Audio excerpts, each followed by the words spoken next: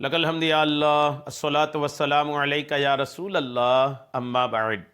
سلسلہ ہے تذکرہ اسلاف کا۔ اس مبارک سلسلے میں ہم اپنے اسلاف کا ذکر خیر، ان کے یوم ولادت اور عرس کی تاریخوں پر کرنے کی سعادتیں حاصل کرتے ہیں۔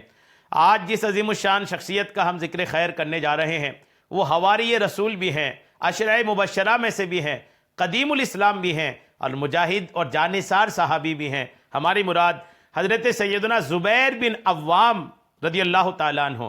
آج آپ کا ذکر خیر ہم اس مناسبت سے کرنے جا رہے ہیں کہ البدایہ والنہایہ اور تہذیب التہذیب کے مطابق آپ کے وصال کا مہینہ جمادی الاخری کا مہینہ ہے۔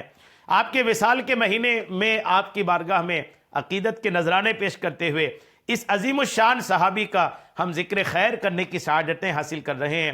آپ سے عرض ہے کہ پورا بیان توجہ کے ساتھ سنیے اور حضرت کی بارگاہ میں سن کر کے آپ خراج عقیدت پیش کیجئے۔ حلیت الاولیاء کے حوالے سے یہ بیان ہم آپ کو پہنچانے کی سعادتیں حاصل کر رہے ہیں، آپ توجہ کے ساتھ سماعت فرمائیں۔ تاجدار رسالت صلی اللہ تعالیٰ علیہ وسلم کے رفیق حضرت سیدنا زبیر بن عوام رضی اللہ تعالیٰ عنہ ثابت قدم، بہادر، مضبوط رائے والے، نیز اللہ عز و جل کی بارگاہ میں عاجزی کرنے والے اور اسی سے مدد کے طلبگار، اللہ عز و جل کے دشمنوں سے لڑنے والے اور راہ خدا میں مال خرچ کرنے والے تھے۔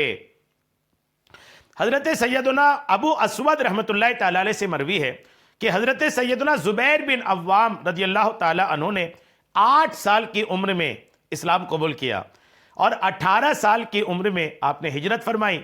آپ رضی اللہ تعالیٰ عنہ کا چچا انہیں ایک چٹائی میں لپیٹ کر کے اسلام لانے کی وجہ سے آپ کتنے پریشان ہوئے، دیکھیں کہ آپ کے چچا انہیں ایک چٹائی میں لپیٹ کر آگ سے دھواں دیتا اور کہتا کہ کفر کی طرف لوٹ آؤ، لیکن آپ رضی اللہ تعالیٰ عنہ فرماتے میں کبھی نہیں لوٹوں گا۔ حضرت سیدنا ہشام بن عروہ رحمۃ اللہ تعالیٰ علیہ اپنے والد سے روایت کرتے ہیں کہ حضرت سیدنا زبیر رضی اللہ تعالیٰ عنہ 16 سال کی عمر میں اسلام لائے اور تمام غزوات میں شریک ہوئے۔ یہ 2 روایت آئی، ایک تو 8 سال کی عمر میں اور دوسری 16 سال کی عمر میں، لیکن اسلام لانے کے بعد اپنی حیات میں تمام غزوات میں الحمدللہ شریک ہوئے۔ آپ رضی اللہ تعالیٰ عنہ کا عشق رسول بھی بہت بے مثال تھا۔ آئیے سنتے ہیں۔ حضرت سیدنا ہشام بن عروہ رحمۃ اللہ علیہ اپنے والد سے روایت کرتے ہیں کہ سب سے پہلے جس شخص نے حضور نبی اکرم علیہ السلام کی حفاظت و حمایت میں تلوار اٹھانے کی سعادت پائی وہ حضرت سیدنا زبیر بن عوام رضی اللہ تعالیٰ عنہ ہیں۔ آپ رضی اللہ تعالیٰ عنہ نے شیطان کی پھیلائی ہوئی خبر سنی کہ حضور علیہ السلام کو شہید کر دیا گیا ہے۔ جنگ احد میں دوران جنگ شیطان نے ایک بار یہ خبر بھی پھیلا دی تھی کہ اللہ کے رسول شہید کر دیے گئے ہیں۔ یہی بات جب حضرت زبیر بن عوام رضی اللہ تعالیٰ عنہ کو پہنچی تو آپ رضی اللہ تعالیٰ عنہ لوگوں کو تلوار سے ہٹاتے ہوئے نبی اکرم علیہ السلام کی بارگاہ میں حاضر ہو گئے۔ آپ علیہ السلام نے ارشاد فرمایا اے زبیر کیا ہوا؟ عرض کی یا رسول اللہ مجھے خبر ملی تھی کہ آپ علیہ السلام کو شہید کر دیا گیا ہے۔ راوی کہتے ہیں کہ سرکار دو عالم صلی اللہ تعالیٰ علیہ وسلم نے نماز پڑھ کر حضرت سیدنا زبیر رضی اللہ تعالیٰ عنہ اور ان کی تلوار کے لیے دعا فرمائی۔ الحمدللہ۔ حضرت سیدنا حفص بن خالد رحمۃ اللہ تعالیٰ علیہ سے مروی ہے کہ موصل کے رہنے والے ایک بزرگ رحمۃ اللہ علیہ کا بیان ہے کہ میں ایک سفر میں حضرت سیدنا زبیر بن عوام رضی اللہ تعالیٰ عنہ کے ساتھ تھا کہ فقر کے مقام پر آپ رضی اللہ تعالیٰ عنہ کو غسل کی حاجت پیش آئی۔ آپ رضی اللہ تعالیٰ عنہ پردے کا انتظام کرنے کا فرمایا تو میں نے حکم کی تعمیل کی۔ اچانک میرے ان کے بدن پر نگاہ پڑی تو میں نے آپ رضی اللہ تعالیٰ عنہ کے جسم پر تلوار کے زخموں کے نشانات دیکھے۔ میں نے عرض کی اللہ کی قسم میں نے آپ رضی اللہ تعالیٰ عنہ کے جسم پر تلوار کے زخموں کے نشانات دیکھے ہیں اور میں نے اتنے نشانات کبھی کسی کے بدن پر نہیں دیکھے۔ حضرت سیدنا زبیر بن عوام رضی اللہ تعالیٰ عنہ نے استفسار فرمایا، پوچھا تم نے واقعی زخموں کے نشانات دیکھ لیے ہیں؟ میں نے عرض کی جی ہاں میں نے دیکھ لیا ہے۔ حضرت زبیر بن عوام نے بتایا کہ اللہ عز و جل کی قسم یہ تمام زخم رسول کریم علیہ السلام کے ساتھ راہ خدا میں آئے ہیں، یعنی خدا کے راستے میں لڑتے لڑتے ہی یہ سارے زخم میرے بدن میں آئے ہیں۔ حضرت سیدنا علی بن زید رحمۃ اللہ علیہ فرماتے ہیں کہ حضرت سیدنا زبیر رضی اللہ تعالیٰ عنہ کو دیکھنے والے ایک شخص نے مجھے بتایا کہ آپ رضی اللہ تعالیٰ عنہ کے سینے پر نیزوں اور تیروں کے زخموں کے بہت سے نشانات تھے۔ حضرت سیدنا اسماء بنت ابو بکر صدیق رضی اللہ تعالیٰ عنہما سے مروی ہے کہ ایک مرتبہ حضرت سیدنا زبیر بن عوام رضی اللہ تعالیٰ عنہ صحابہ کرام کی مجلس کے پاس سے گزرے تو اس وقت سیدنا حسان بن ثابت رضی اللہ تعالیٰ عنہ شعر سنا رہے تھے۔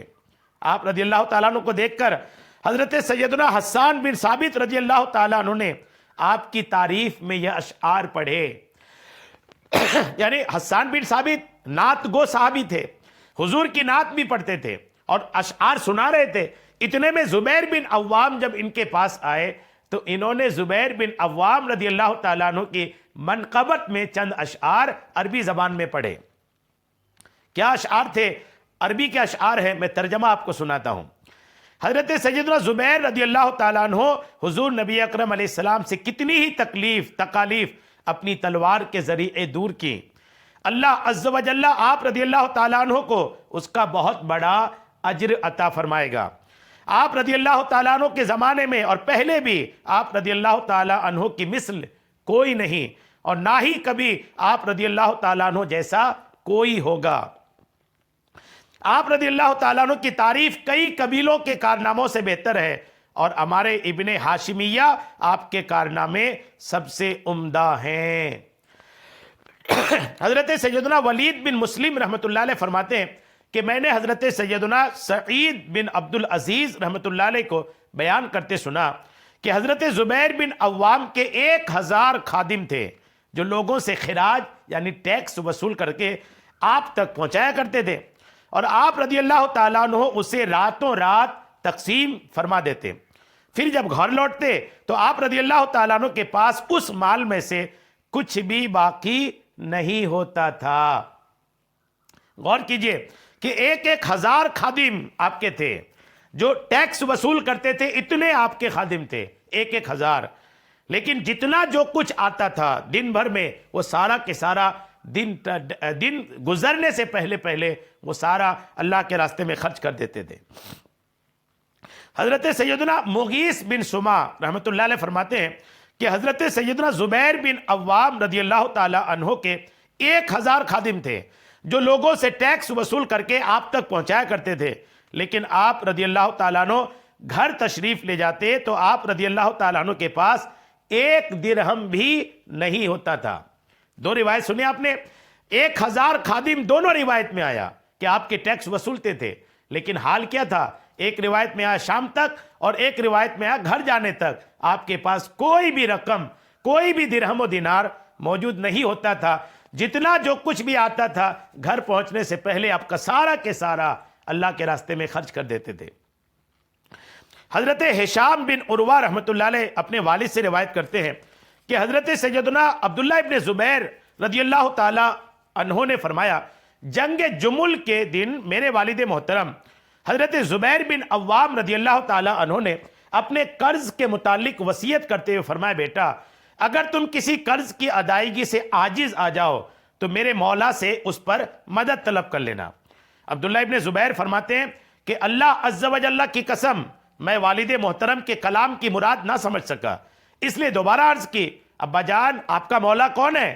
فرمایا اللہ عز و جل۔ ابن زبیر رضی اللہ تعالی عنہما فرماتے ہیں، اللہ کی قسم قرض کی ادائیگی کے معاملے میں جب بھی مجھے مصیبت کا سامنا ہوا تو میں نے کہا، اے زبیر کے مولا ان کے قرض کی ادائیگی کو آسان فرما دے۔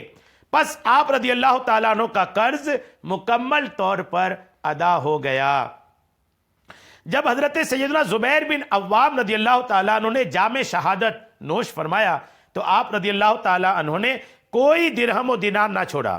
آپ رضی اللہ تعالیٰ عنہ کے ترکہ میں صرف غابہ کی 2 زمین اور 1 گھر تھا، اور دوسری طرف قرضے کا یہ عالم تھا کہ جب کوئی شخص حضرت سیدنا زبیر بن عوام رضی اللہ تعالیٰ عنہ کے پاس امانت رکھنے کے لیے آتا تو آپ رضی اللہ تعالیٰ عنہ فرماتے امانت نہیں قرض ہے، کیونکہ مجھے اس امانت کے ضائع ہونے کا اندیشہ ہے، لہٰذا جب میں نے اس کا حساب لگایا تو وہ 20 لاکھ بنا، پس میں نے وہ قرض ادا کر دیا۔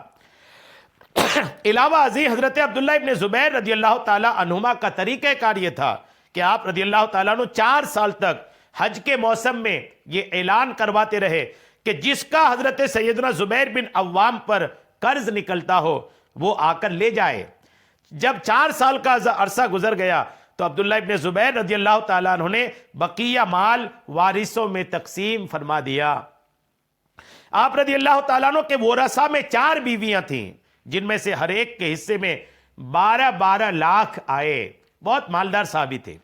حضرت سیدنا عبد الرحمن بن ابی لیلہ رحمۃ اللہ علیہ سے مروی ہے کہ حضرت سیدنا زبیر بن عوام رضی اللہ تعالیٰ عنہ جنگ جمل کے دن امیر المومنین حضرت علی کے لشکر کو چھوڑ کر واپس آ رہے تھے کہ راستے میں آپ کے بیٹے عبداللہ رضی اللہ تعالیٰ عنہ ملے اور بزدلی کا تانا دینے لگے۔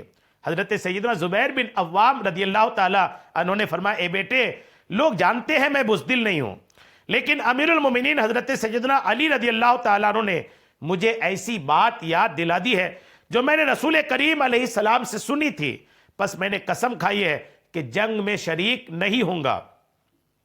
آپ رضی اللہ تعالیٰ عنہ کے بیٹے نے عرض کی آپ اپنے فلاں غلام کو بلوائیے، میں اس کے ذریعے آپ کی قسم کے کفارے میں 20,000 ادا کر دیتا ہوں۔ اس کے باوجود آپ رضی اللہ تعالیٰ عنہ جنگ میں شریک نہ ہوئے اور یہ کہتے ہوئے تشریف لے گئے کہ اللہ عز و جل کے لیے ان کاموں کو چھوڑ دینا جن کی وجہ سے برے انجام کا خوف ہو، دین و دنیا کے اعتبار سے بہتر ہے۔ حضرت سیدنا ابو اسامہ رضی اللہ تعالیٰ عنہ سے روایت ہے کہ جب قرآن کی یہ آیت نازل ہوئی، پارہ 23 سورہ زمر کی آیت نمبر 31، جس میں اللہ نے فرمایا پھر تم قیامت کے دن اپنے رب کے پاس جھگڑو گے، تو حضرت سیدنا زبیر رضی اللہ تعالیٰ عنہ نے عرض کی یا رسول اللہ کیا ہم دنیا کی طرح وہاں بھی جھگڑیں گے؟ ارشاد فرمایا ہاں۔ حضرت سیدنا زبیر رضی اللہ تعالیٰ عنہ نے کہا اللہ عز و جل کی قسم پھر تو یہ معاملہ بہت سخت ہے۔ حضرت سیدنا عبداللہ ابن زبیر رضی اللہ تعالیٰ عنہما اپنے والد سیدنا زبیر بن عوام رضی اللہ تعالیٰ عنہ سے روایت کرتے ہیں کہ جب یہ آیت نازل ہوئی کہ پھر تم قیامت کے دن اپنے رب کے پاس جھگڑو گے، تو میں نے عرض کی یا رسول اللہ کیا دنیا میں ہمارے درمیان جن چیزوں کا جھگڑا ہے ہم قیامت کے دن بھی اس کے متعلق جھگڑیں گے؟ ارشاد فرمایا ہاں۔ تو میں نے کہا پھر تو معاملہ بہت سخت ہے۔ یہ تذکرہ صحابی رسول حضرت زبیر بن عوام رضی اللہ تعالی عنہ کا تھا۔ اللہ کریم اس مقدس صحابی رسول پر خوب رحمتیں نازل فرمائے۔ جمادی الاولیٰ کے مہینے میں آئیے اس صحابی کا ذکر ہم نے تو کر لیا ہے، خراج عقیدت پیش کریں، ایصال ثواب کریں۔ اللہ کریم اس صحابی رسول کی ہم سب کو خوب برکتیں عطا فرمائے۔ اس عشرہ مبشرہ میں شامل صحابی کے صدقے اللہ کریم ہم سب کو بھی جنت کی نعمتیں عطا فرمائے۔ آمین بجاہ النبی الامین صلی اللہ تعالی علیہ وسلم۔